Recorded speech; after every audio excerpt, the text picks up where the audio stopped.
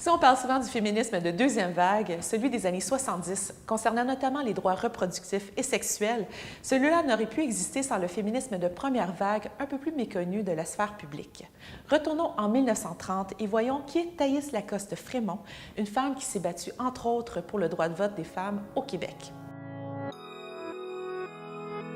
Ma grand-mère, sur le plan de l'implication publique, a commencé en 1925, à la demande même de son mari, qui était relié au Parti conservateur, à s'impliquer pour faire en sorte que les femmes revendiquent leur droit de vote, et c'est-à-dire simplement aillent voter.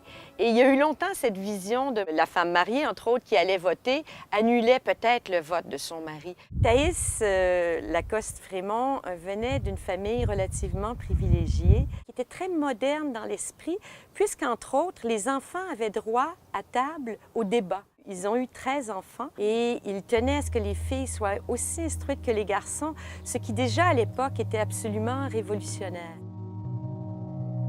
Thaïs Frémont était une femme de carrière. Elle a commencé à se mêler, entre guillemets, de féminisme, puisqu'en 1918, les femmes avaient acquis le droit de vote au Canada, 1922 pour l'ensemble des provinces, mais il a quand même fallu attendre 1940 pour le Québec.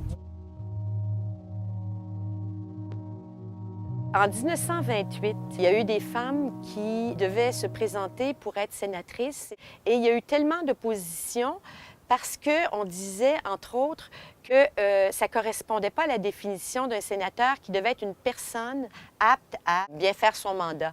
Et donc, il a fallu que la Cour de Londres statue que la femme faisait partie de ce qu'on appelle une personne. Alors, c'est dans ce contexte-là, elle était absolument, je dirais pas révolutionnaire, mais était vraiment avant-gardiste. Elle a fait le premier bureau d'emploi pour placer des femmes au fédéral. Elle a eu à peu près 40 ans de vie très active, comme militante, comme journaliste, comme conférencière. Elle a donné plus de 2000 conférences. Puis elle s'est vraiment battue toute sa vie pour que les femmes s'impliquent dans la vie publique, que les femmes aient accès au débat, que les femmes puissent travailler. Donc, le legs, il est immense à plusieurs points de vue. Grand-maman était une battante, ça c'est sûr. On me racontait qu'elles sont descendues à Québec 20 années de suite pour redemander le droit de vote au niveau provincial, mais il n'y a pas eu un mouvement dans les rues comme il y a eu aux États-Unis ou en Angleterre. Elle s'est battue pour les droits des femmes, c'est sûr, mais au sein d'un parti conservateur et avec des valeurs conservatrices. C'était une femme bourgeoise. C'était la fille du juge en chef de la Cour d'appel du Québec à Montréal. C'est la cofondatrice de l'hôpital Sainte-Justine quand elle avait 20 ans. Elle a été bloquée à des moments donnés quand ils ont fondé l'hôpital Sainte-Justine. Elles avaient dû utiliser de leurs influences, on va dire, auprès de l'Assemblée nationale parce qu'elles avaient réuni un conseil d'administration uniquement de femmes et c'était illégal.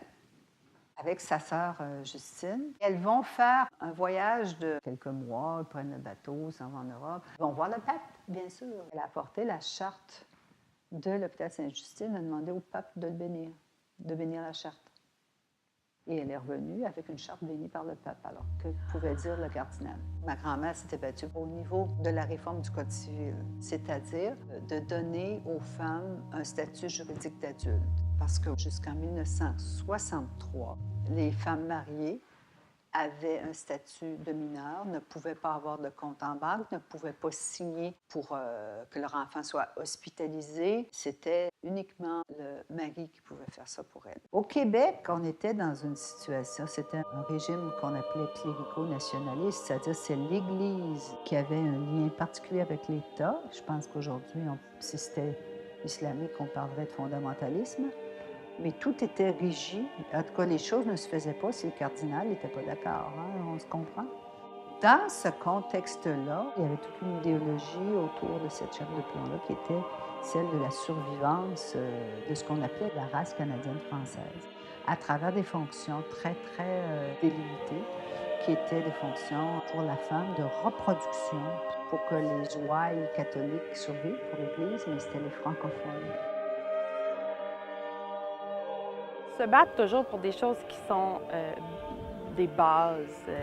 la question de l'hypersexualisation, de l'image, ça me touche vraiment beaucoup. Je trouve que nos batailles à nous, maintenant, c'est plus ça, puis la charge des enfants, la famille, tout ça. J'ai eu envie de faire un truc avec des féministes québécoises. Je me disais, on n'en voit presque jamais. On connaît très mal notre histoire, l'histoire du féminisme québécois. Puis je me suis dit, c'est sûr qu'il y en a, tu sais, parce qu'on n'aurait pas ces acquis-là aujourd'hui. Puis on connaît toujours les mêmes. Puis je suis tombée sur quelques femmes. Finalement, on a rétréci à 3 parce qu'il fallait choisir. Donc, une des 3, c'est Thaïs Lacoste-Frémont. Elle s'est bien servie de ses privilèges pour prendre la parole. C'était super marginal à l'époque de faire ça, là. Elle doit en avoir entendu de toutes les couleurs. Le courage est une vertu qu'il faut savoir pratiquer. Nous sommes en face d'une situation nouvelle. Envisageons-la bravement. C'est ça qui est sur le coussin.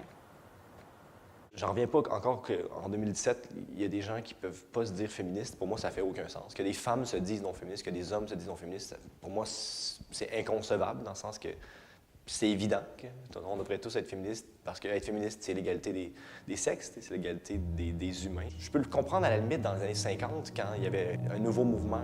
Aujourd'hui, je comprends pas que ça puisse être encore le cas. Je pense que le fait que ça puisse être considéré négatif, c'est qu'à l'époque, vu qu'on a voulu marginaliser ce mouvement-là, on a essayé de l'entacher de plusieurs façons. Je pense que c'est un peu ça qu'on essaie encore de faire aujourd'hui, mais je sens qu'il y a un éveil qui se fait. Je pense que plus qu'on en parle, plus qu'on peut tendre vers ça, t'sais.